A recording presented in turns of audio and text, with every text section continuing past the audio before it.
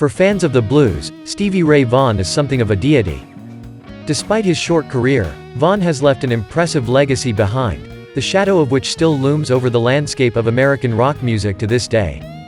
With his incredible technical prowess and astounding ability to reinterpret old classics, Vaughan managed to inject new life into a genre that, by the 1980s, was going through a creative slump. However, with one foot in the past and another rooted firmly in the present, Vaughan changed the game, leaving an indelible mark on blues music.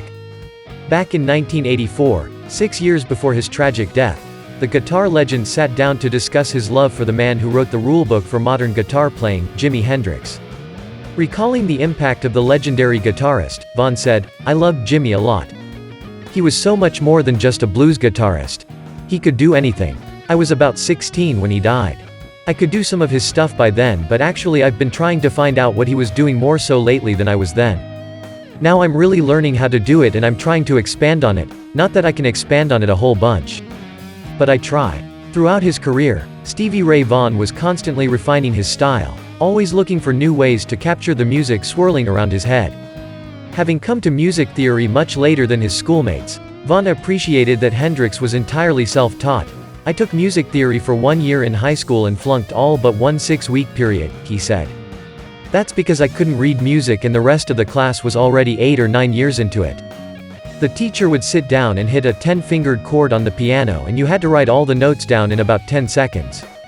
I just couldn't do it. It was more like math to me," Vaughan recalled. Hendrix, however, was proof of the fact that Vaughan didn't need books to be a great musician. This self-taught tradition was one that the jazz guitarist Django Reinhardt had also been part of.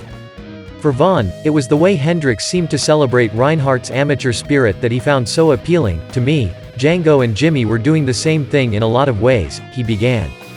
"Django would do it with acoustic guitar and Jimi would do it on electric, using feedback and things. Instead of using feedback, Django would just shake those strings like crazy. And neither one of them had anything to build on, they just did it. Django didn't have any book or anything to borrow from. He wrote the book. Same with Jimi. Nobody was doing those kinds of electronic things he was doing. He just did it." Stevie Ray Vaughan continued the DIY legacy Hendrix left behind, showing young musicians that the only thing that mattered was passion and drive. He was proof that books could only teach so much, that the greatest music came straight from the gut.